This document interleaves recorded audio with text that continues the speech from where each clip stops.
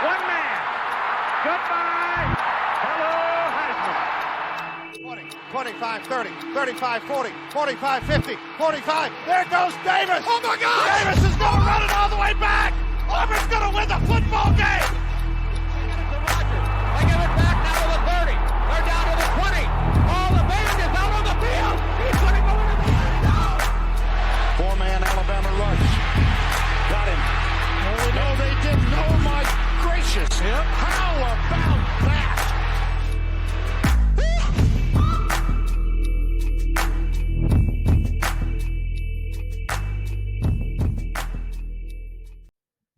Welcome back, everybody, to the Three Technique, a college football podcast at the intersection of the X's and O's and the Jimmies and the Joes. And as preseason, preview season continues to roll along, we continue to bring you some of the best guests around college football. And today we've got Shehan Jeyarajah of CBS Sports joining us to talk all things Big 12. Shehan, it's good to have you on the show tonight.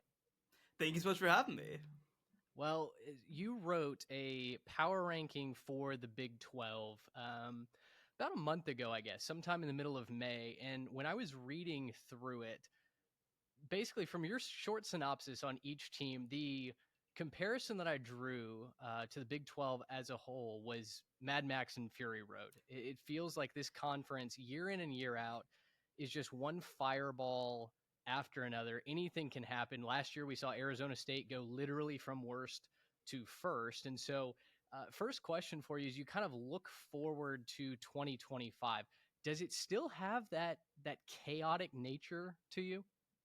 Well, I think that 2024 was an exceptionally chaotic year, I guess you could say, for a couple of reasons. One, I mean, people have to remember, when you look at 2024 versus 2022, quite literally half the league was brand new teams.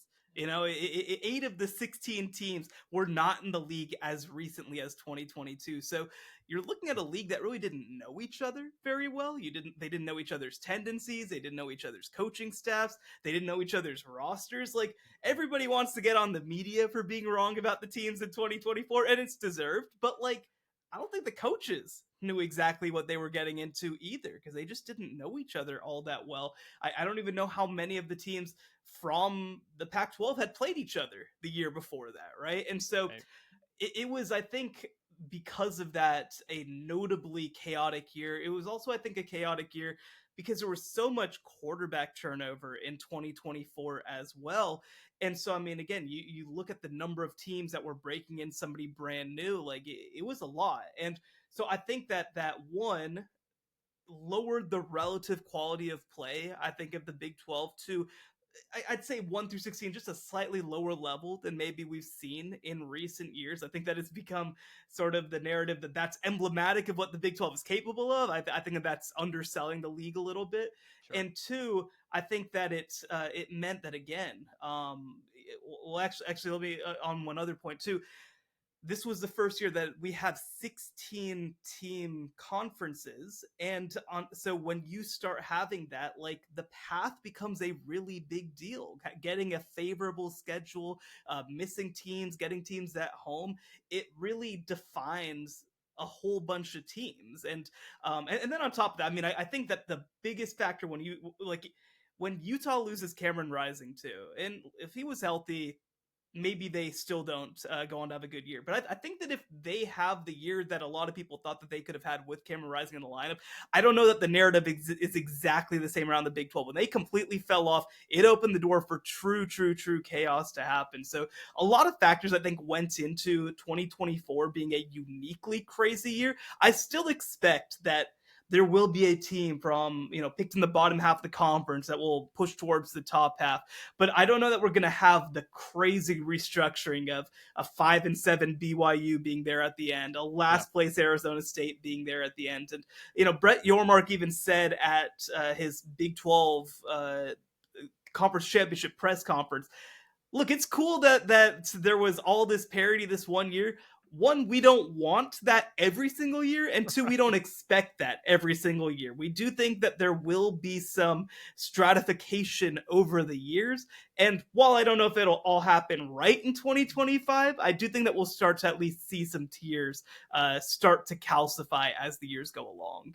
It's a good point. I think it leads into my next question. When you talk about the Big 12 cannibalizing itself and having the bottom come up to the top and just feeling like the conference turns on its head, in today's era of modern college football, which we just had the House settlement get pushed through, and now we're going to have revenue sharing in college sports, that kind of parity, that over availability of the throne in the Big 12 conference, that would seem to lead me to believe that the Big 12 would fall off and maybe start to get excluded from the inevitable talks about a super league, right? Or that exclusive club that we just seem like we're narrowing down to. Does that logic track for you? Well, I think that it's fascinating, right? Because I've made the case before, and obviously there will be teams in the league and fans in the league that disagree with me. I don't think that there is a Big 12 team that is capable of winning a national championship. Now, look, I mean, 1991, you have Colorado. In 1984, you have BYU. TCU won one back in the 30s, whatever, right? Like, there have been teams that have done it. I don't think that there's a team that, short of fundamental change, which, by the way, like, this is fundamental change. Maybe that's what changes it. But, like, but short of something like that, I don't think that there's a team in the league that clearly has a pathway to that. And when you start thinking about what we would at least imagine as a super league, like, that would seem to be a relative prerequisite, right? Like, that would seem to be, again, like, the reason that Texas and Oklahoma and USC, at least, we can, the UCLA discussion is kind of an interesting one. Like, those teams moved because they were teams that have all won national championships in the 21st century. And, even though, again, they had to do some pushing and shoving, like, Oregon is a team that we believe is capable of it. Washington's a team that did it in the late 20th century. Like the teams that were wanted are the teams that can win titles. Even in the ACC, we talk about Miami, Florida State, Clemson for that reason. But here's the thing that I think that the Big 12 is betting on that I actually think might have some merit. Let's just say, hypothetically, that the top 30 teams that all are title capable or at least title adjacent band together. I don't think people just want to watch 30 teams, right? Like, I don't think that people, I don't think people view that as what college football is. So what I think that the Big 12 has done is in some ways kind of ingenious, which is, like, they are setting themselves up to be like, well, okay, we'll be your, like, catch-all third league. Like, we're not going to, maybe catch the SEC and the Big Ten. They're going to vocally say that they're going to try, but I don't think that there's, like, this belief necessarily that they're going to do it. But, like, this is going to be really valuable real estate. And when you look at the Big 12's battle with the Pac-12 and how they undercut them, I think that a big part of it is that the Pac-12 was worried about competing with the SEC and Big Ten, and the Big 12 was worried about surviving and having a chance to be that third league. Sure. Will it be a long-term winner? I mean, look, that's a really hard gamble. We don't necessarily know the results of that, and we're not going to know them for a long time. But, I do think that it is a shrewd observation that, hey, you know what? Like, it's actually, like people don't want to just watch a small group of teams. Like, if they wanted to do that, they'd watch the NFL. The product is better. The players are better. That's not exactly why people watch college football over the NFL. And so, again, we're seeing the stratification of there are a big two conferences right now. There's currently a middle two conferences. Maybe there's kind of a middle-ish two, with the AAC and Mountain West, and then there's kind of everybody else, right? Yeah. Pac-12, obviously, that's a whole other conversation right now. But I think that there's this understanding of, like, we can play big-ish football, even if it's not the biggest football. Like, I think that most teams in the Big 12 would be okay with being like the 2000s Big East, right? Where it's like really high quality football, Sure. where you're constantly playing in BCS bowls on the national stage, top 10 finishes. Like that's an okay place to be. Is it a 50-year, existential place they want to be? That's a good conversation they'll have to have when they get there. But especially when you look at the landscape right now, I think that it's probably a better place to be than, again, like a league like the ACC, where Clemson's like, well, why aren't you the Big Ten? Why? And again, so now everybody's at risk of leaving because this is a league that's trying to be something that is probably not capable of being.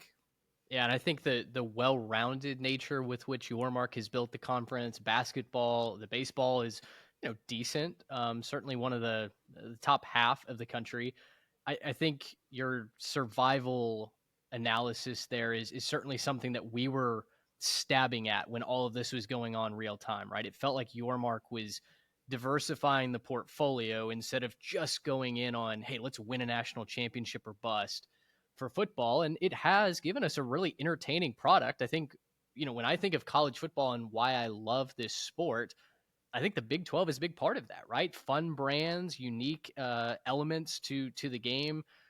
Some really good defense started being played in this conference, as well as the explosive nature that we usually see from the offense. So, yeah, it just feels very college to me. And whether or not that ends up surviving this test of time behind closed doors in the boardroom, who knows? But I do think that Yormark certainly deserves more credit than I think he gets from maybe the average college football fan, just because of how he has positioned them.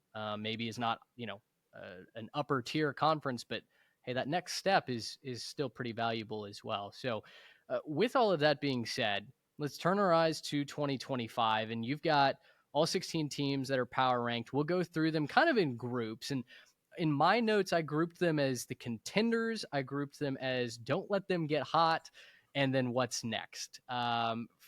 Just to break down that group. So in the contenders tier, and this was both some of my own kind of bias as well as what I read from your preview, I've got Ohio State, Arizona State, Texas Tech, BYU, Baylor, and K-State in kind of that top tier. So let's start with Arizona State. They won the Big 12 last year. And as you note, they've got some really intriguing production coming back. Obviously, Cam Scatterboot going to the NFL is one of the bigger headlines, but Sam Levitt is back. They get a nice running back transfer from Army as well. So what do you like so much about what Kenny Dillingham has done in Tempe to get this team from literally the basement and completely lost and embroiled in scandal under the previous administration to now one step away from the top of college football? Yeah, it's a great question. And the biggest thing that I think people need to understand is that it really wasn't supposed to happen this quick. Like, look at the number of key contributors who are planning to come back, right? You mentioned Levitt, Jordan Tyson at receiver is going to be the top receiver in the Big 12. Their whole offensive line essentially is back. CJ Fight, a really good defensive lineman, along with Clayton Smith, Prince Dorba, and then Xavier Alford on the back end. Like, this is the vast majority of their best players. So like, Cam Scatterboot was obviously that X factor that just turned into a stud that almost nobody could have expected, except for, I'll give a shout out to my colleague at CBS Sports, Cam Salerno, who actually has covered him since they were students at Sac State together, but that's a whole other conversation.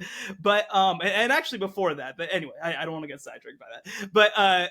But like, I think that this roster as a whole has a chance to be notably better. Now they have to find that dynamic piece, right? They have to find that piece that can kind of take them through. And look, here's the reality, especially in the Big 12. It's really hard to do it 2 times in a row just because of the luck, angle, the bounce of the ball, the getting the schedule right. Like, it's just really hard to do it twice. Whenever I put forth my ballot for Big 12 preseason poll, it probably will not be Arizona State number 1. But like, I think that this team does have everything that it takes to be a team that can go back to back. Again, they've got the depth. I think that, the thing that I like about them too is that their first year, they had so many transfers and they had kind of these misses and these injuries and major quarterback injuries. Obviously Sam Levitt has really kind of stabilized them there. And I think that they've done a good job of having transfers who are going to be there for multiple years and really get integrated into the program. I think that, when you start talking about the best way that Big 12 teams can use the transfer portal, it's one, retaining the guys that you're developing out of high school, and two, keeping guys who maybe are moving over from another school for multiple years and giving them a chance. This is not a quick fix conference, and I think that Arizona State has done a really good job of working that working that inefficiency to their advantage. Do you feel like Kenny has done a great job in a college football world where for a little bit it was how much money can you get me, how quickly? Do you think Kenny's done maybe the best job, certainly in the conference, maybe in the country, at kind of being the older brother to some of these players and helping them out, whether they come to Arizona State or they're leaving, and really developing them as a person, not just as, another roster number? Yeah, I think he has. And, look, for me, like, he's one of the millennial coaches, right? Like, he is kind of a defining kind of coach, especially when you look at, the 16 that are in the Big 12. The league and most of college football leans a little older than that. Well, I think that Kenny Dillingham, I think he's 35 at this point. He obviously is so close to that experience, being as young as he is. And two, I think that there's this understanding and communication that, hey, you know what? Like, I understand that you are faced with pressures that I can't necessarily control. And, one thing that you saw, like, I even go back to Jaden Rashada, right? The quarterback who obviously ended up at ASU after the Florida situation didn't work out for him. And he just left after only, playing 4 games for them in 2023.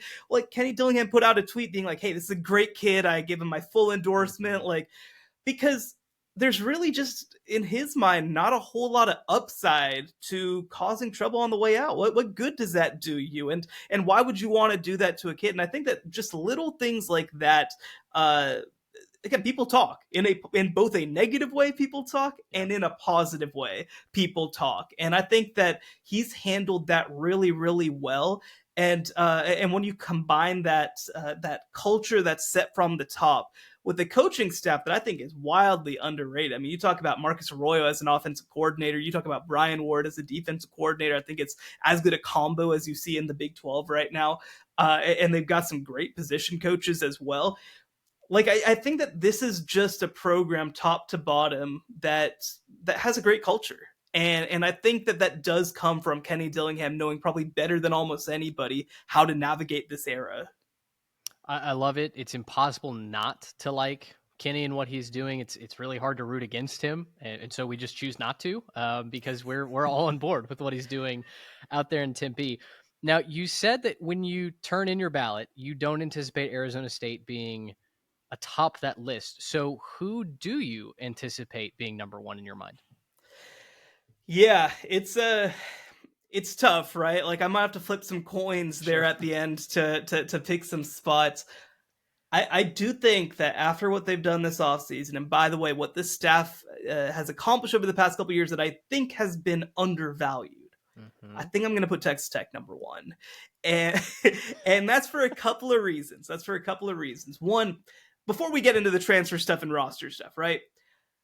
I don't think people understand that Texas Tech has 3 straight conference winning seasons for the first time since the Southwest Conference. Mike Leach never did it in the 2000s, right? And the 2000s were a tougher Big 12. We can obviously acknowledge that as well. But I feel like people frame him as having been a disappointment so far. And that just could not be further from the truth when you talk about what he's been able to do in terms of bringing a level of stability. Now, roster-wise, they bring in the number 2 transfer class in the nation. They've got, a quarterback coming back who's going to be a 3-year starter for them. The biggest thing to be excited about with this entire roster are the trenches, where they bring in 4 guys in the top 50 national transfers on either the offensive or defensive line. I will say I feel better about the defensive line living up to expectations. I think that offensive line transfers, I don't feel quite as, I'm not always going to be as bullish on trying to fix an offensive line that way, but there are also contributors coming back in that group. So I don't expect them to have a bad offensive line by any means. And I think defensively, like this team has a chance to be really good. They bring over Shyle Wood, the defensive coordinator from Houston, who I think did one of the best jobs in the country last year that nobody talked about. Mac Leftwich coming over as a coordinator from Texas State. That obviously was a really dynamic offense last year. I just think that this is a roster that if it pans out, and again, in the Big 12 especially, that's always an if, but if it pans out, like this should be the most talented roster that maybe has existed at a Big 12 school not named Texas or Oklahoma in a long time. And I think that people are underrating the ability of this staff to get the most out of it and to get buy-in. I mean, I can't come from background of being a Dave Campbell sex football and, we're around high school all the time. Right. Mm-hmm. And like Joey McGuire is a high school coach in all the best ways. He gets the guys that he can get and he puts them in a position to succeed and he gets them to buy in.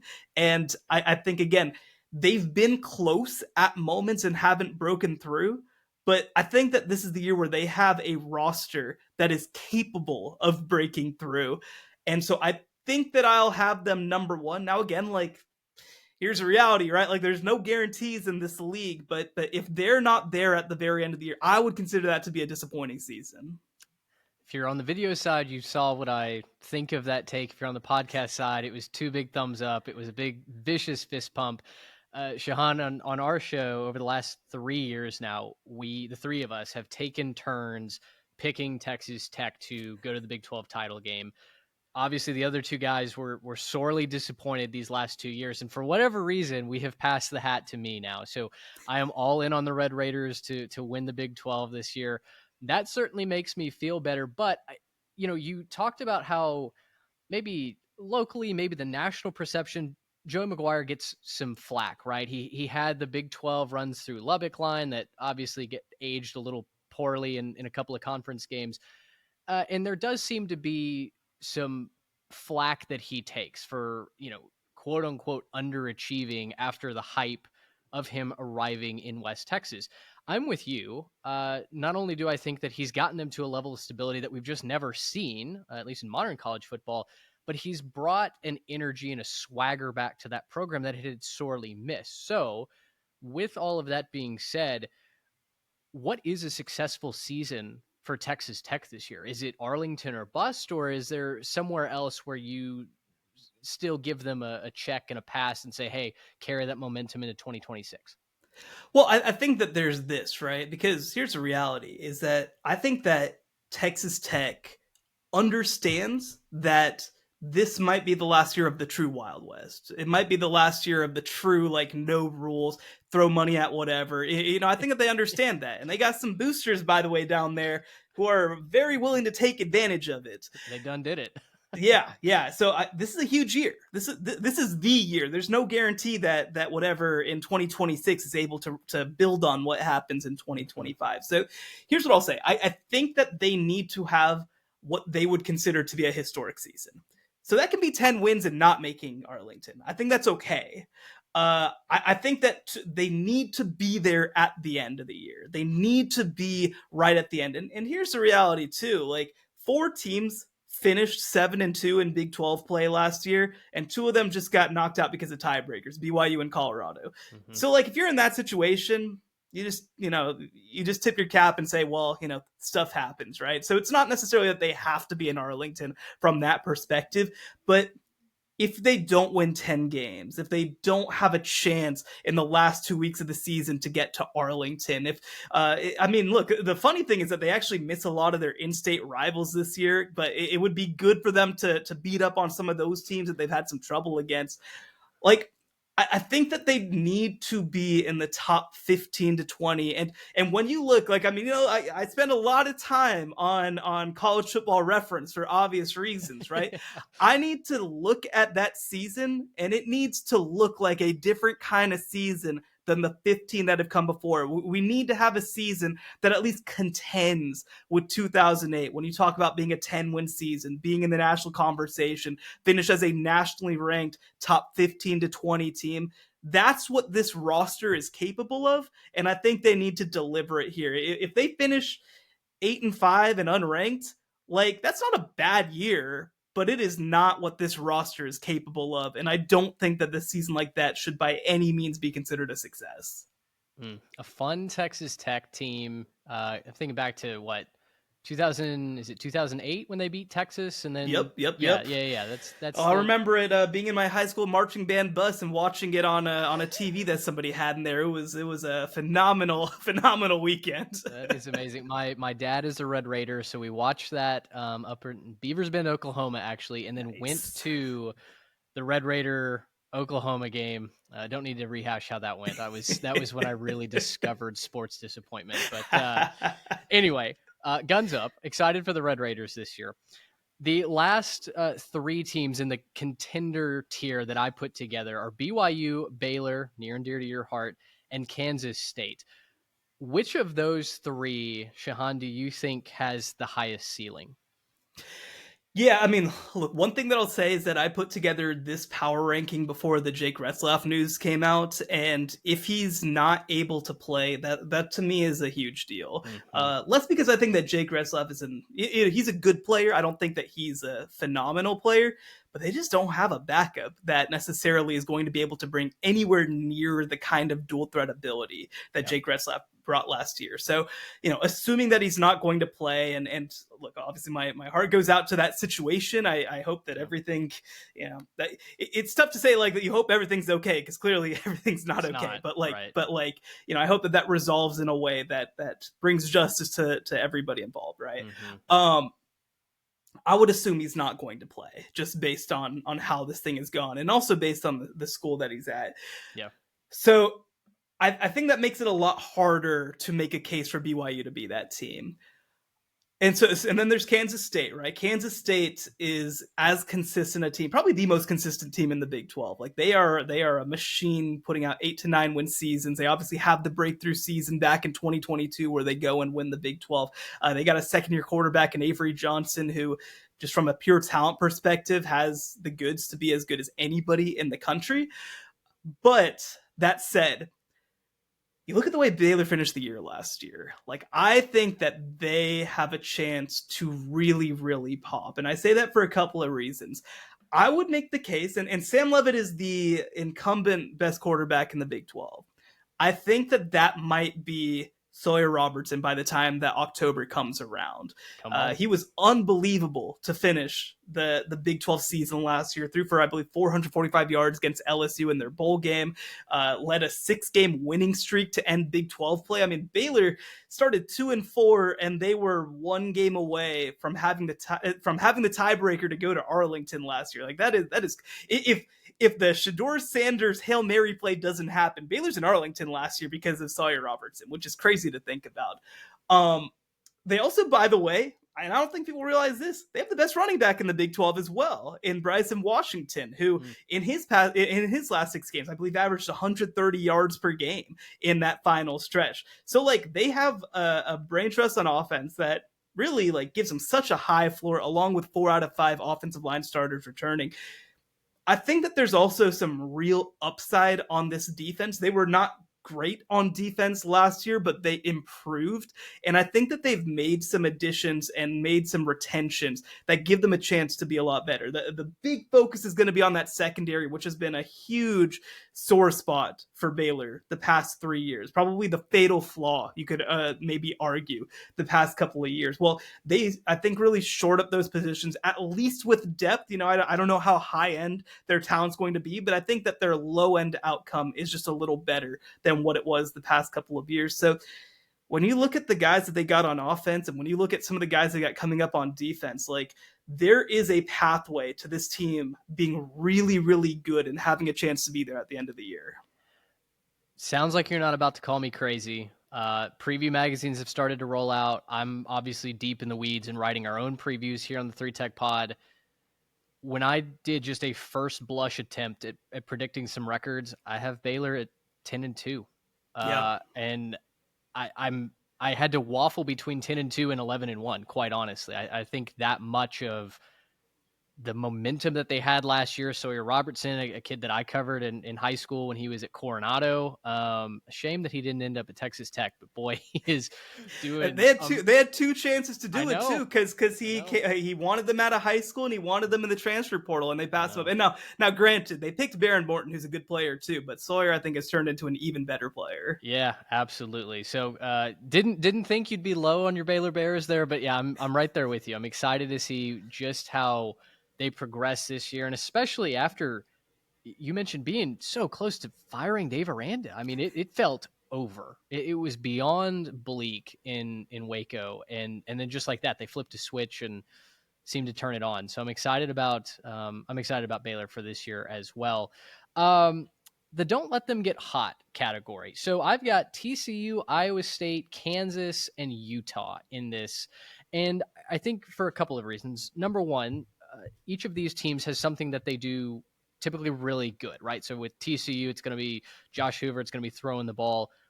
Can they run a little bit more consistently? That's certainly been a sore spot for them over the last couple of years, that kind of thing. So from those teams, TCU, Iowa State, Kansas, Utah, is there a team that if you look up in November, and this is a top 12 team, a top 15 team, we're talking Big 12 title aspirations and thereby playoff aspirations, which one of those universities would you say it's probably this one?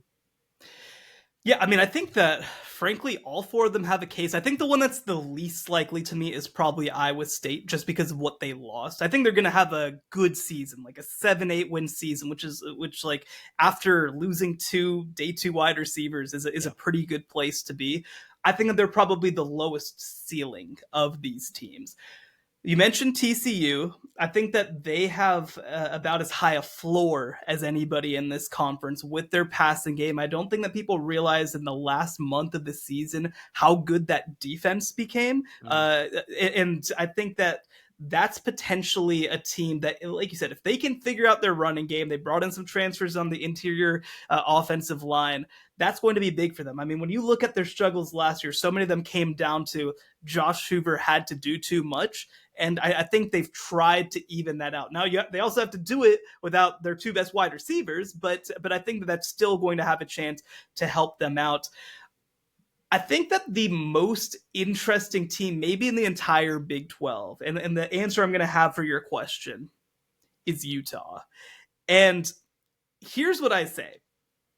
The last 2 years, Utah's had not only a bad offense, but like one of the 10 worst offenses in all of college football. Yeah. It was completely built around a player who obviously was never in the lineup in Cameron Rising. And so they didn't have a running game to necessarily complement more of a pocket passer. They didn't have the passing game to complement a younger passer like they had last year with Isaac Wilson. I actually think that it's quite an indictment. And you know, again, like Kyle Whittingham did some stuff to try to mitigate this. They brought in Sam Heward, who ended up getting hurt last year. But like, it's kind of an indictment that these last 2 years, they never had better options than a walk-on pig farmer and a true freshman. Like that's just not acceptable to me. And I know it's hard in modern college football, but like, this is a team that was picked the last 2 years to win their respective conferences, and one quarterback injury completely doomed them. Yeah. Well, here's the thing you have to like. One, the quarterback room is deeper now. They've got Devin Dampier coming in, and then they have Isaac Wilson coming back as well. And I expect him to take a step after playing a little bit last year. Two, they've got an offense that I think gives them a much higher floor offensively, with Jason Beck coming over from New Mexico. And, you know, I think people need to understand too, Kyle Whittingham said, like, I don't want to coach past 65. He's 65 this year. I don't think that he expected to be back. I think he thought last year was going to be his sunset team. And so when they hired Jason Beck, Morgan Scalley, the coach in waiting, was part of that process. And so this is a long-term commitment they want to make to their system. And what this system does is, for people who don't know, New Mexico was the only team in the country last year that had 2,000-yard rushers.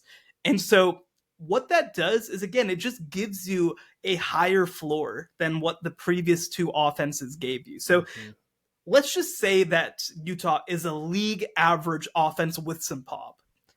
Well, the defense is what it is, right? Like they won 8 games 2 years ago with one of the worst offenses in all of college football. Last year, some things went against them, but I don't think they were as bad as their 5-7 record either necessarily.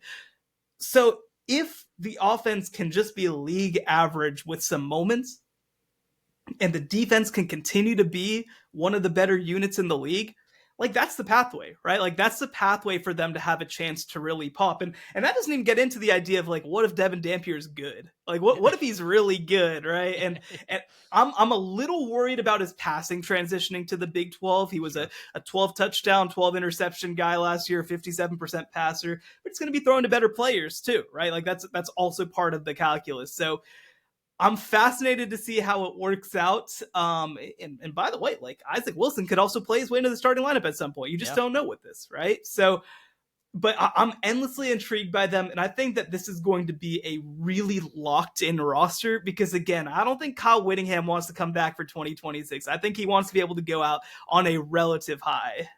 It seems like Whittingham is very excited to hit a beach somewhere and just dig the toes. Why wouldn't you be, man? He's had a good life. I think he's more of a forest guy though than a beach guy. I think he's a mountain man. That's probably true. He's got a pack of granola and some beef jerky, and he's set to go inspect some redwoods.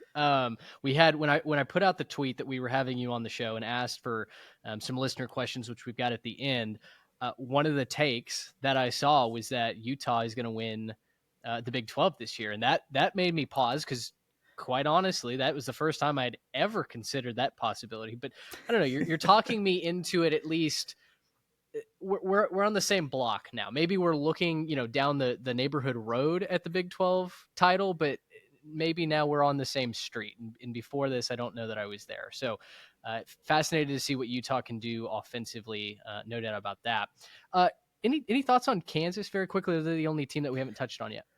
Yeah. So Kansas is fascinating because, what I've heard from camp is that they lost so much senior production, right? Like you look at that secondary, that 2 all Big 12 defensive backs, Mello Dotson and Kobe Bryant. Mm-hmm. They lose, I think, 3 fifth-year senior wide receivers, including Luke Grimm, who was a fantastic player for them. What they feel like they might have is instead of experience, they feel like they might have athleticism at those positions. And they might have a chance to be a little more dynamic in the secondary and at receiver than they were last year. Now, the safety blanket with Devin Neal is obviously gone to the NFL. But the other thing too, I obviously mentioned the second half of the season for Sawyer Robertson. Well, like the guy who was right there with him was Jalen Daniels until ironically that Baylor game where he kind of fell apart. But like they were incredible over the 5 of the 6 last games, 3 straight wins against ranked opponents, of course, which was the first time that an unranked team had ever accomplished that feat. And look, I mean, this was a guy who was preseason Big 12 Player of the Year back in 2023 before he dealt with all of his injuries. So I would not be shocked at all for Jalen Daniels to end up being one of the best quarterbacks in the Big 12. The thing for me that I think is going to come into the equation is, one, do they have that guy at running back? They bring in LaShawn Williams from Iowa. Is he able to at least do a pretty good job of replacing Devin Neal's production? And 2, are they continuing to get deeper on defense? Because, the offense was the thing that came first for Lance Leipold's program, but they've had their moments on defense during their good seasons.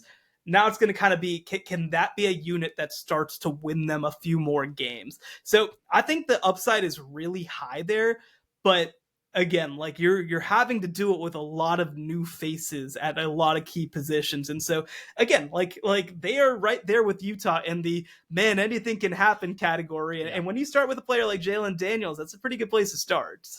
I want to see him be more consistent this year. I think that's what all college football fans want to see, because it feels like as soon as everybody kind of jumped on the bandwagon, then it was like, wait, hold on, we're turning it over left and right, and this offense looks terrible. And why are we watching Kansas football again?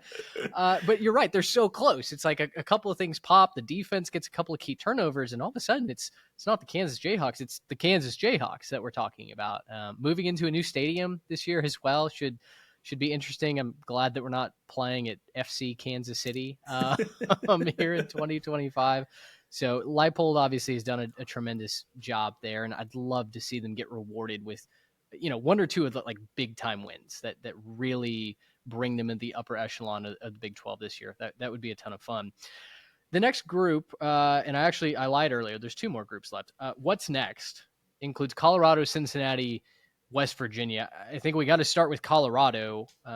Prime's back. We didn't know that was going to happen for sure. And he's brought in some transfer portal pieces. He, at the end, kind of made a push in the high school recruiting ranks. So truly, they were why I named this section the way that I did. What is next in Boulder? Well, and I'm gonna audible once for you too. I've thought about it a lot more. I regret not having Houston ahead of West Virginia on my list. I think Houston should have been 12, and I actually have them in this group. Okay. I've also been kind of categorizing this into 4 tiers, and I think that's I've basically been on the same side for every one of you there. So I'm going to audible Houston into this group because I think that instead of West Virginia, because I think that they're a little bit closer. I love that. I have a couple of questions about Houston because I'm also high on them. Yes. So Colorado is so interesting because when you look at Deion Sanders, man, the most famous man in college football, and I'm over here, I don't know who I'm thinking about, but when you look at Deion Sanders, really as a coach, going all the way back to being like a youth football coach, he has been there to do one thing. And that's to coach his sons up and put them in a position to succeed. And obviously, he said it, I think it's fair to say, like he considers Travis Hunter to be one of those sons too, if you want to include him as part of that. This is the first time that he's not going to do that. That's not what he's here to do. This is the first year that Deion Sanders is going to coach a normal football team. And I don't know what that looks like. I don't know that anybody knows what that looks like, because you look at this team, they've got some really good returning defensive production. And I actually think that the defense has a chance to be the star of this team. They've got a fantastic defensive coordinator in Robert Livingston, who's $1 million defensive coordinator after coming from the Cincinnati Bengals. I think he was such a huge part of them going from 4 wins to 9 wins last year. And by the way, they added Jaheim Oatis from Alabama in the middle of that defense, who, in terms of bodies, like he might be the most impressive individual body in the Big 12. Like large he is man. That good. Yeah. And then offensively, like they have some of these guys, right? Draylon Miller, somebody who I think is going to be one of the best receivers in the Big 12. Of course, the quarterback competition between Caden Salter and Julian Lewis is going to be a lot of fun. But all that said, like they're going to be a team that I think, will have a chance to beat some good teams. But this feels like a transition year. This feels like a year where they have some highs, they have some lows, they figure out what their future is, they figure out who they're building around long term. But I don't know, like so much of their team last year was just maximizing their star power. And they've got a few stars, but they don't got stars like what they had last year, right? They don't have Shedeur Sanders and Travis Hunter level stars. Mm-hmm. And, maybe Jaheim Oatis can become that. I think that Julian Lewis is somebody who they expect to eventually become that. I think Draylon Miller is somebody who they expect to eventually become that. I don't know that there are those guys in 2025 that you can build entire programs around. So I expect this to be a high variance program for that reason. But like, I think, again, like, especially when you look at the defensive side of the ball, they have created more staying power than I expected them to, especially when Deion Sanders first took over this program. I thought that this was going to be a 2 years and jump type situation. I think that they've showed more long-term vision than I expected. And so I think this is a team that's probably fighting for bowl eligibility, but it's one that I would imagine has a couple of skins on their wall by the end of the year.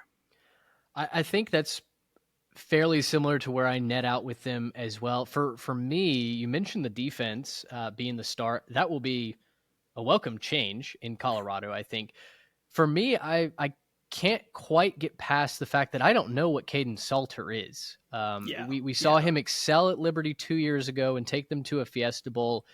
Last year, they were dreadful. I mean, they lost to Kennesaw State, for goodness sakes. And just on a week-to-week basis, that offense looked like they were completely lost. Now he comes over to Colorado where he's going to have to put in a whole lot of effort against better competition. So what do you expect from Salter? Do you just anticipate that he's QB1, when they trot out there for their opening game? Or do you think that Juju has a chance at least pushing Caden? I imagine that Caden's going to be the starter game 1. I think that Julian is the starter by game 12. But I do think that there's a couple factors to this. One, I mean, Caden Salter was not the same after CJ Daniels transferred from Liberty, right? And he's an all-time Liberty player, and you're not just replacing a guy like that. And so, I think that the weapons were a lot worse in 2024 than they were in 2023.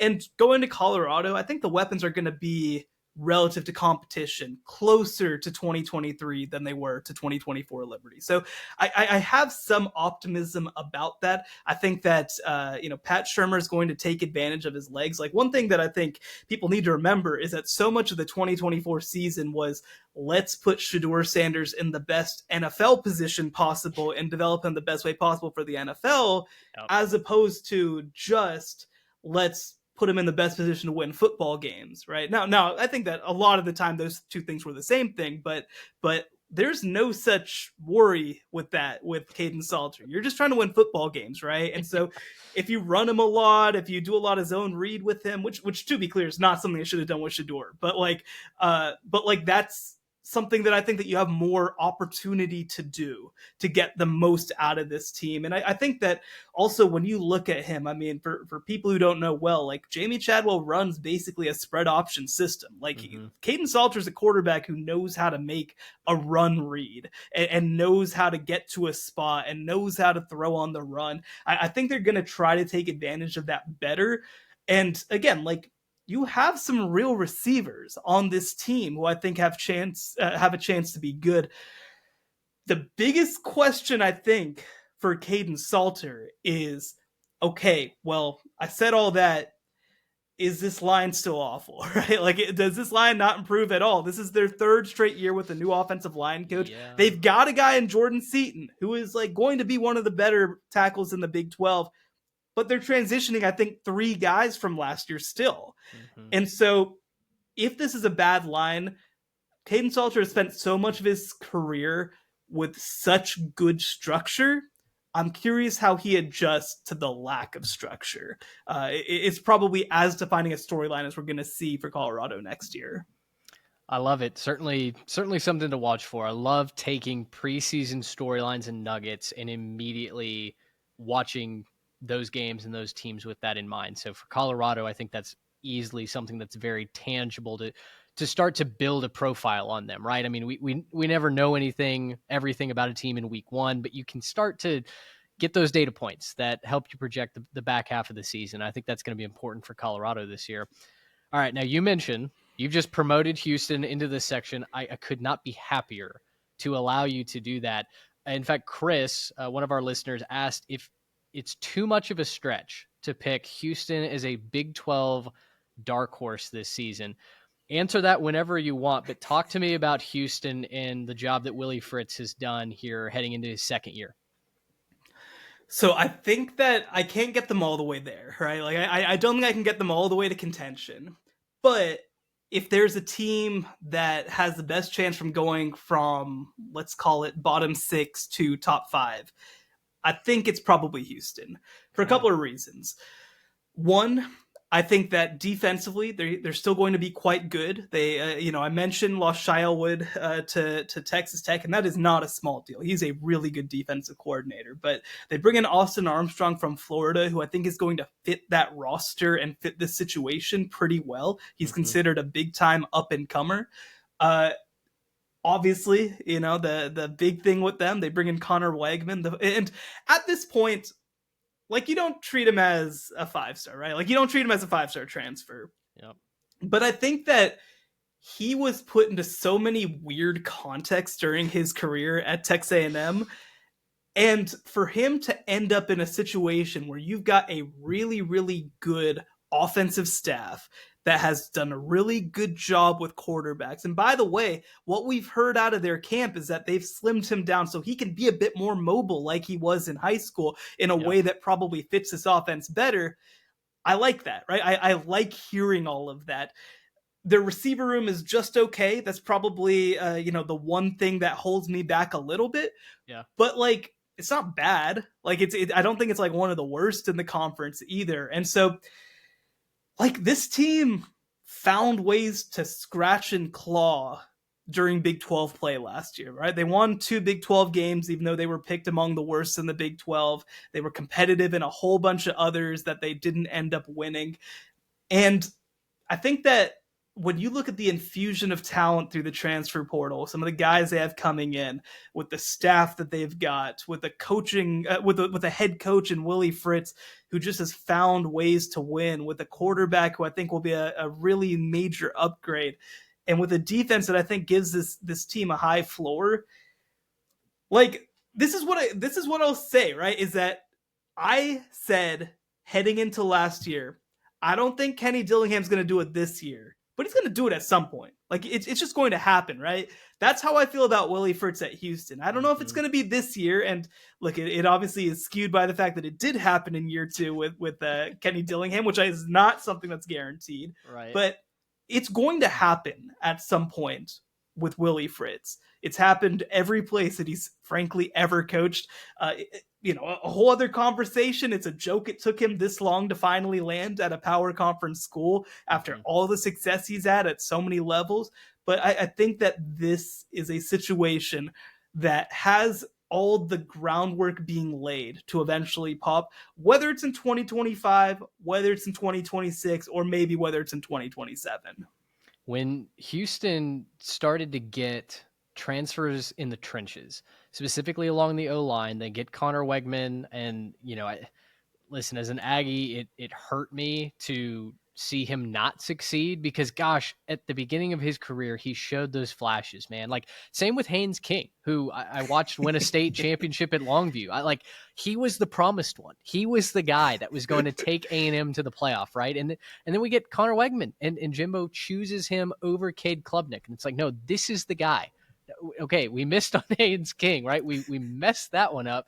Surely we're not going to do it 2 quarterbacks in a row. I'm excited for him to get a fresh start. And I think everybody in Aggie land is rooting for him to go tear it up in the Big 12 because he's such a good kid. And yeah, to be somewhere hopefully where he's, comfortable and mobile, doesn't exactly have an upgrade at the wide receiver position, but he'll figure it out.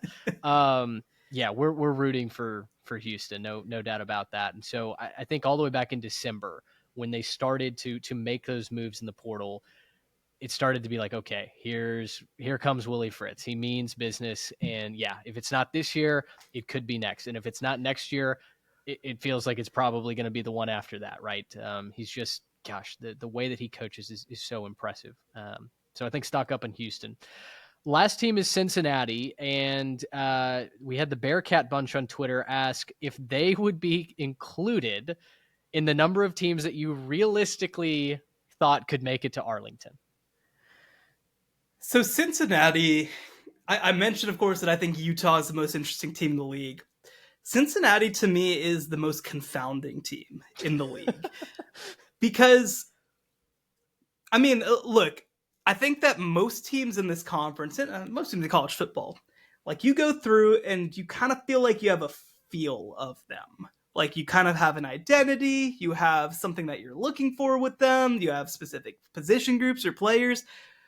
And like Cincinnati ranks pretty okay in just about everything. Yeah. But they are so bad at the intangibles and at situational football and at, third downs and red zone. And I think that everything was exemplified with that Pitt game last year where they obviously allowed 3 touchdowns in the last few minutes to lose 28-27. Like, this has just been this team under Scott Satterfield. And so, the funny thing about it is, like, when I was going through it, I'm like, what position group is it exactly that, like, you say, hey, upgrade here and everything will be better? Like, I don't know. Cause it's like, it's a team that I think on paper is closer to the top half than people realize.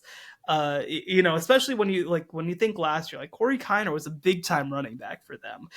Brendan Sorsby is the best quarterback in the Big 12 that nobody is talking about at this point. Dante Corleone is still there on the defensive line causing trouble. He hasn't been as good as he was early in his career after dealing with some health issues, but he's still a really good player. They had some good players in the secondary start to pop up after obviously some of these fickle recruits continued to grow up. But they just can't seem to put it together. And I always hate analysis like this because I want to be able to point to something, right? I want to be able to point to there's the answer. And I also don't want to simplify it down to I don't trust this staff, but that's part of it, right? I don't think they've done a good job of maximizing in big moments what they have on paper. These are not my words. This is another podcast I was on. I had another podcast I went on with say, this feels like if they had a good coaching staff, maybe this is a contention roster, but they don't. I don't know if I can go that far, but I do think that it would change how you look at them because they're still really good at running back. They're still really good at quarterback. They still have some guys at wide receiver. They brought in a left tackle from South Dakota, Joe Cotton, who I think is going to be a great addition to that offensive line group that's already been pretty good so far. Defensively, again, they've got some guys. I hate analysis like this, but they just have to do it, right? They just have to do it. But that was part of the frustration with Satterfield that I had as a completely neutral third-party observer when he was at Louisville, right? It was oh my gosh, just do it. Just the door's open, just walk through the door. Yeah, so I agree. The first half of Cincinnati, yes, they had the Pitt game. That was atrocious. That was miserable to watch. That was a train wreck. That was truly the car crash is happening and I can't look away. It's so terrible. But the first half, it's felt like, okay, well, maybe they're putting some things in order. And the offense, the offense is pretty solid. And then the second half, just the rug got ripped out from under them. And I do find myself when I do these previews, this will be the third year of written previews that I've done. And it's man, they've got the ingredients. I like that. And I like the running back room. And yeah, Brendan Sorsby's got a big arm and he's nice. So why can't they get above 7 wins? Where is the disconnect? And I do start to wonder if they don't do it this year, if they're not somewhat relevant, 7-8 wins, at least a contender in the conference in the second half of the season, do you start to look around? I don't know what a program like Cincinnati, how they view the future of their program in modern college football and things like that. I'll tell you what, though. This was a program that was in the college football playoff in 2021. Right? I know. This is a program that made it to the Big 12 because of their success on the football field. Yeah. And so, again, this is a program that has to deliver more as a Big 12 program in really every aspect. They have not been competitive on the football field. They have not been competitive on the basketball court, men's or women's. They haven't been a big time competitor in many of the other key sports.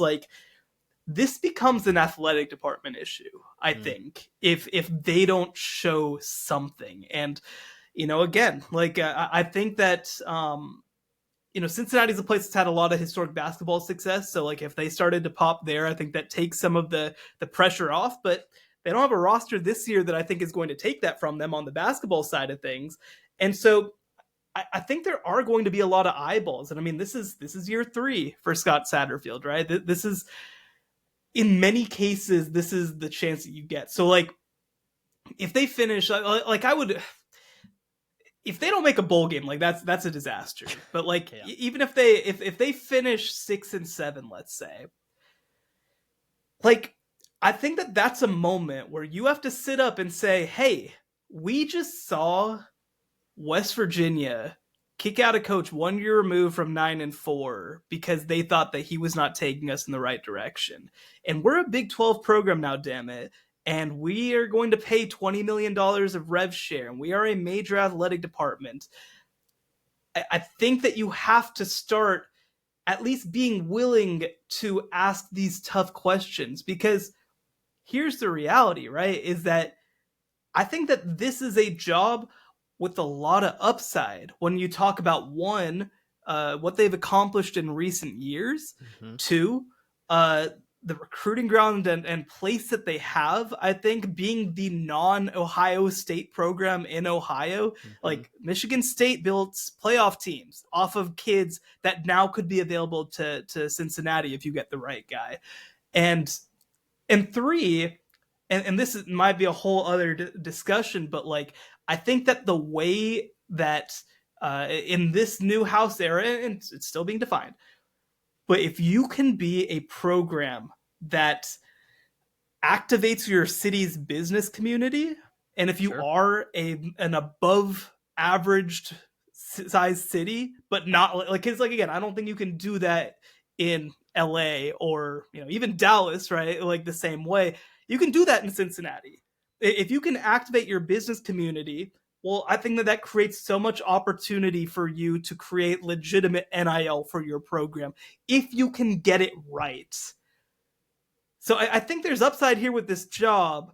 And look, I mean, Scott Satterfield's been great to me every time I've had the opportunity to talk to him, right? I'd love for him to be the guy who does that. But if he's not, I think that it's time to start asking, hey, what more can we get out of this job? Sure. Man, hold my breath and see. That's, I think, where I am at Cincinnati. I have hopes. I have aspirations for them.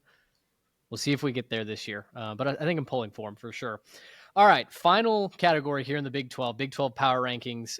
We've got the lovable long shots is what I've termed this. Now, you've promoted Houston from lovable long shot to what's next. So you've demoted West Virginia to a group that includes the Mountaineers, Arizona, Oklahoma State, and UCF. Let's start with West Virginia and Rich Rod, who comes back to take over that program. I guess you're seeing a lower, maybe a lower floor, lower ceiling for West Virginia in year one. Where do you have the Mountaineers? Well, I think the big thing for me with West Virginia is, like, I don't know how anybody can know what they have at this point. Like, actually, that's not true. They got Jaheim White, who's going to be incredible in a Rich Rod offense. He is that perfect kind of I mean, I don't know exactly who you compare him to from the old era. I mean, maybe you compare him to Steve Slayton, like, just because of like his ability to get out in space and cause problems, but he's also like really physical. Like he is going to be awesome in this type of offense. And so I feel really good about that and how cool that's going to look. I also, by the way, I love the fact that they were able to poach Zach Alley away as defensive coordinator from Oklahoma. Sure. Like that is a power move that we have not seen West Virginia make ever, like, or at least like in the Big 12 era of West Virginia. I don't know if we've ever seen a power move quite like that. And, you know, there's context of like, well, you know, how much it was, there's context, but like, they took Oklahoma's defensive coordinator who wanted to be a part of West Virginia, right? Like that's a big deal. I don't know how much that matters in year one. That's kind of my big issue with it, right? I think they brought in 54 transfers overall. Like this is such a different roster than it was last year when it also, you know, again, which is a pro and a con because I don't think this was a very good roster last year. And I just don't know. I mean, the big thing too is that Rich Rod is obviously a really demanding physical grind type coach. And I'm just fascinated to see it back in the power conferences in this moment, in this era, with the active transfer portal where you can leave at any time, right? You see, after they lose way more guys after spring camp than they did after the season ended, right? Because there were a lot of guys who, I mean, you want to talk about changing culture, like going from Neil Brown to Rich Rodriguez is pretty darn different. Yeah. And so I'm fascinated to see whether he's given the runway not in terms of from the program, but like from his players to institute the kind of program that he wants to institute. Because, you know, the benefit now maybe is that you can at least like kind of pay kids to stick around and say, hey, just trust me. But like, I don't know if that happens in 2025. I don't know if you find your guys in 2025. And, you know, this was not about Rich Rod, but I heard about it. I remember talking with somebody about a comparable type, just kind of hard ass coach. And, you know, what he used to say was like, year 1, 2, 3, you hate me. Year 4, you love me because you understand that I was right the whole time. Well, like, how many kids are getting to year 4 now, right? Like, how many kids are waiting that long to fall in love with you? I think that Rich Rod can probably do it by year 2.5, I love you. But, like, that's still a harder thing to do in 2025 than it was to do in 2006. And so the way that he manages that, I think is going to be really interesting. And by the way, I love that, you know, Zach Alley is 31, 32. They've got other guys who were members of some of Rich Rod's great teams as staffers. And I think that, like, that's a recognition from Rich Rod of, like, I need guys who can translate that, hey, I'm not just a jerk. Like, I know what I'm doing. I know what I'm talking about. And you can ask these guys about it. But it's probably as interesting a dynamic as we've had, because he had success at Jacksonville State, but Jacksonville State is much more, you know, a school that you kind of end up at than a school that you choose. So it's going to be really fascinating for me. It felt like Jacksonville State had some Last Chance U vibes to it, where 100%. It's like everyone's like, well, we're here, so we might as well, you know, dig in and make. You want to grind? Let's grind. Like let's make it happen. That's right. Which, you know, I mean, there are limits to everything, right? And there are certainly limits to how hard-nosed you can be as a coach.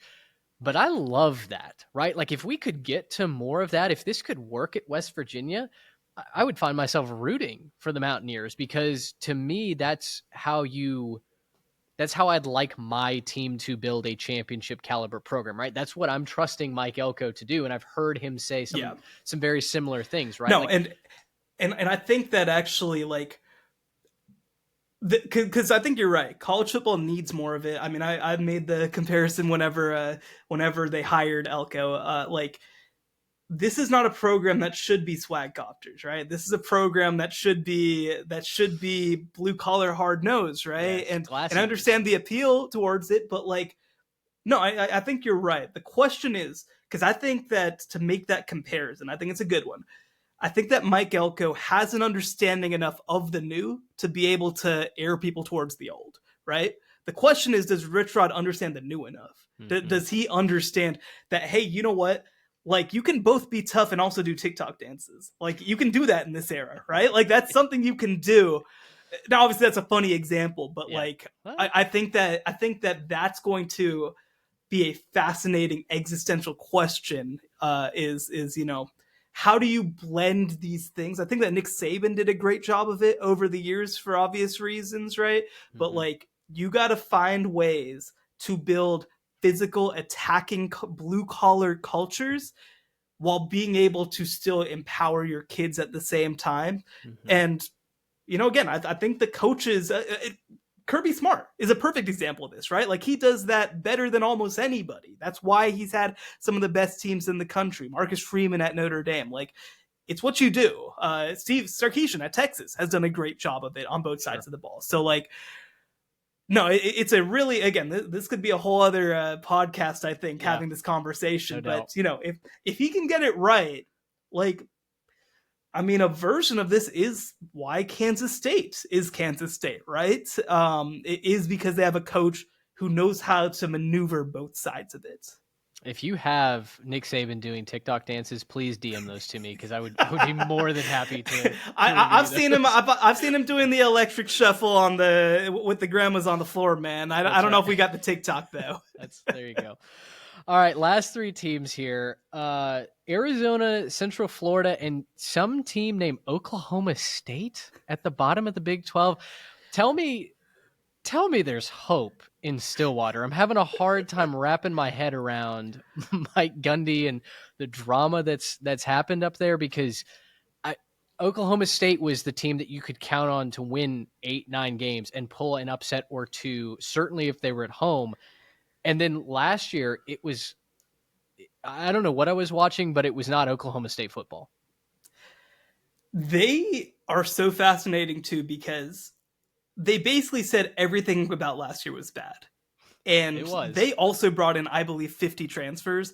And they also have 10 new coaches, I believe. Yeah. Like every one of their assistant coaches was not an assistant coach at Oklahoma State last year.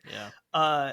Two among them, by the way, Doug Meacham becoming the offensive coordinator, who has not been an offensive coordinator since like 2016, and the other being Todd Grantham. So like, I don't know what we're doing here exactly. Mm-hmm. I mean, look, this is kind of last chance you for coaches, maybe, and that, you know, that's not necessarily a bad thing, right? Like it's a coach your way out of a box sort of situation. Yeah. And then roster wise, like what I want people to understand is that 2024 Oklahoma State goes winless in the Big 12, finishes 3-9 overall, and that was a team that had Nicholas Martin, Ollie Gordon, Brennan Presley, like some really, Colin Oliver was on that team, like some really, really good players who have been all Big 12 players the past couple of years. So now you go back in 2025 with none of those players, and with 50 new guys on the roster, just from the transfer portal, not even getting into high school recruits, with a staff that's never even worked together. Like, oh my God. I asked an Oklahoma State friend of mine, like, because I think that one of the biggest existential things comes down to this. Who on that roster has even a chance of being an all Big 12 player? Like just one guy, right? Like not a unit, like one guy.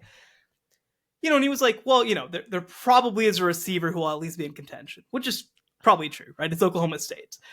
I think he brought up a linebacker who he likes a little bit, and like that was the list, right? Like that's, and that's not a unit that's going to be above Big 12 average. That's like a player that's going to be above Big 12 average. Yeah.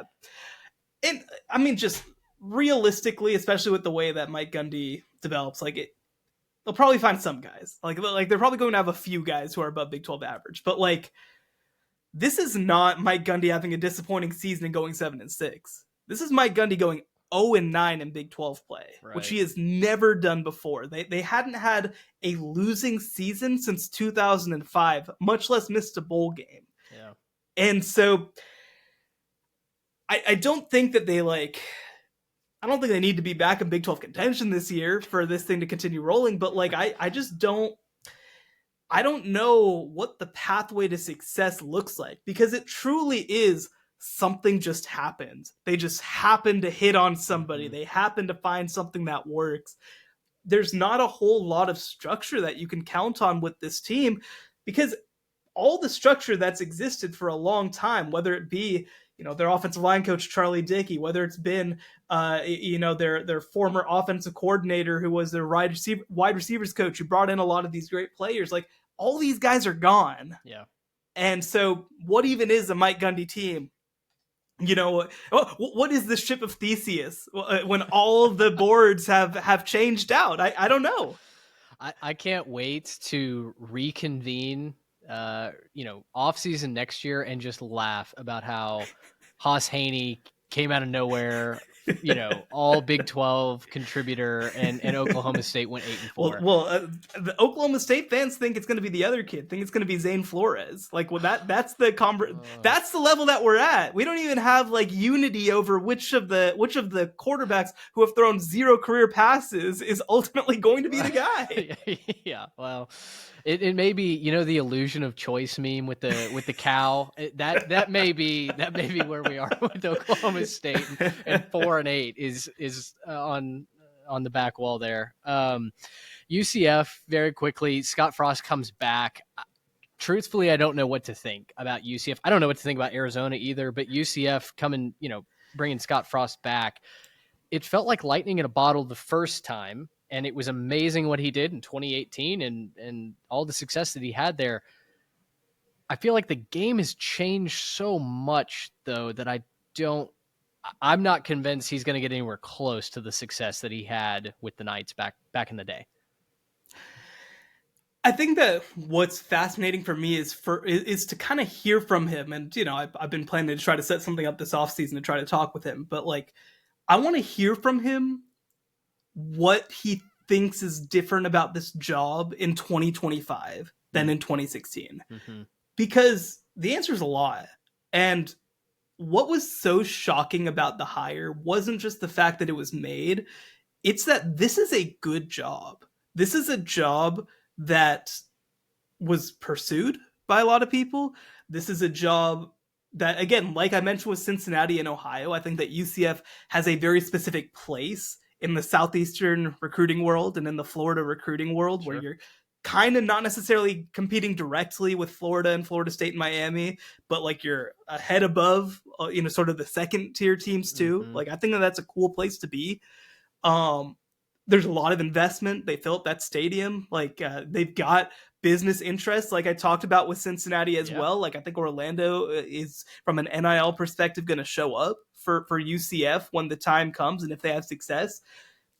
And they kind of just decided to hire a guy who nobody else wanted, right? And so, now that doesn't mean implicitly that it's wrong. I would be curious their due diligence that they went through when they decided to make that hire.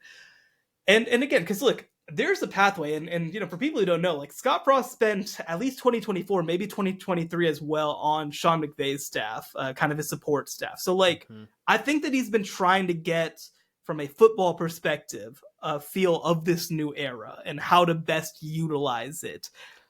But does he understand the off-field era, right? Does he understand the way that this is all going to look different and the demands that you have? And, I'm just curious if he does have a plan for all of that, because that's certainly something he could have set out. But that's also something, by the way, that I would have been yelling about from the rooftops if I have that idea. And I haven't necessarily seen that so far. And so the other thing, too, is, like, I mentioned it with Oklahoma State, but it's the same with UCF. Like, this is a roster that has no rhyme or reason to it. Like, has no, like, everybody's new. Nobody has been a good college football player as yet. Like, I'm kind of intrigued by Taven Jackson, the quarterback who came in from Indiana. He started a couple games for Indiana last year. Yeah. And I think that he might be a really good Scott Frost quarterback. But, like, I don't know what else they've got. I don't know what else you hang your hat on. Their trenches have been an issue the entire Gus Malzahn era. It cost them a lot of games over the past 2 years. Mm-hmm. Just the fact that they've been beaten up and bullied in the trenches, even though they're adding guys with SEC pedigree who are transferring over. I think that's kind of an indictment of where that program was. Yeah. So, like, I just don't know what there is to be excited about. And, look, here's the thing. And UCF people have told me repeatedly, right? Like we understand we are a very online program because our alumni base is so young. The median age of their graduates is 38 years old. And so, like, they understand, like, yeah, we need to be more online. We have to have better content. We have to, like, all this stuff, right?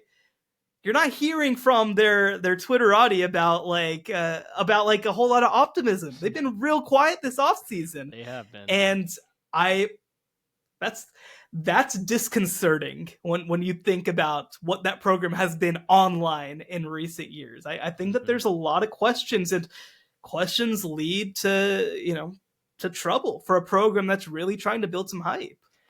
Yeah, I have no idea, to your point, about what the identity of this team is going to be, even with Scott Frost, right? I mean, you can look back at what Scott Frost has liked to do when he's been a head coach, but I look at the roster and go, okay, are we doing that? Like, yeah, Taven Jackson, I mean, a nice athlete, but is he going to be the guy that runs the offense well in year one? I'm concerned about the bounce house. It may be more house than bounce in 2025, which sucks.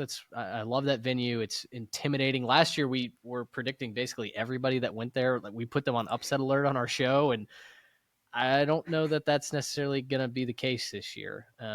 So yeah, it will be interesting as Big 12 Media Days come along to hear what Frost has to say about his plans for the team, the direction, etc. It's gonna determine quite a bit for the next, I don't know, 4 or 5 years of this UCF program, even if he's not around for the long haul. So bring it home with Arizona. Gosh, what a disappointing start to the Brent Brennan era out there in Tucson. Arizona, it's a program that's kind of waffled in and out of contention, and they have streaks where it's like, man, you don't want to play out there at night. You're going to lose. And then there are years like last year where even though they had talent on the roster, they just couldn't get anything going. More of the same in 2025, or is there something that you're kind of looking for as the identity of this team?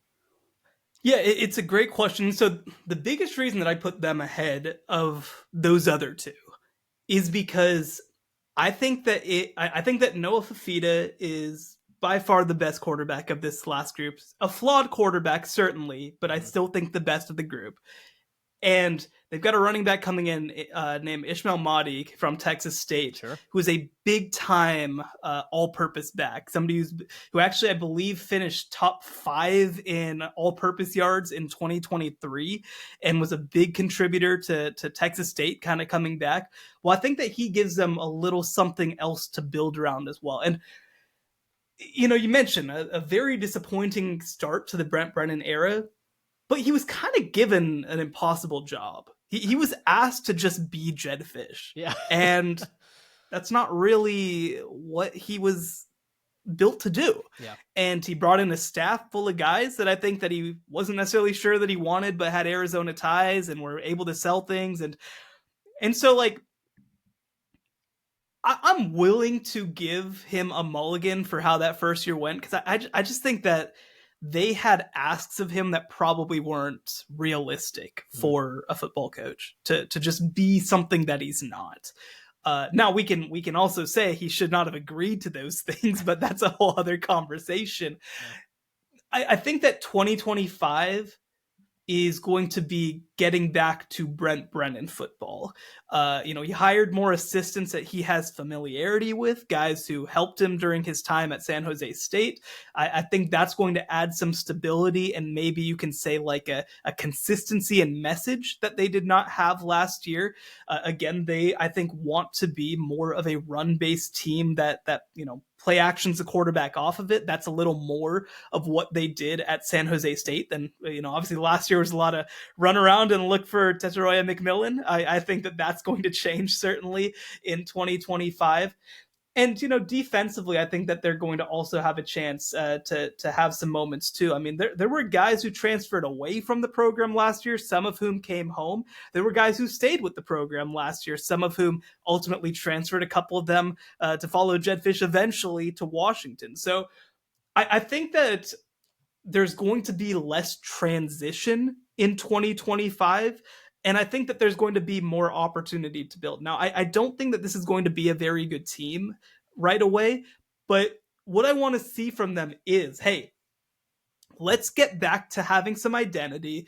Let's do the little things well, which is something that you've usually been able to count on Brent Brennan teams to do. Let's get back in the run game. Let's continue to develop, which again, like you have to do at San Jose State for obvious reasons. And I think that if they hold their own and have a chance, like this year is just about being competitive. This year is just about giving themselves a chance and proving that, hey, we have the competence as a staff to coach Big 12 level football. And, certainly they'd love to get back to a bowl game. And if they don't, he might get fired, even if they show some signs. But I do think that if they can show a vision for what they want to be, I don't think it's impossible. It's not going to be easy, but this is, again, I view this more as the first year of the Brent Brennan era, because this is the first year that I think it's really going to be his program.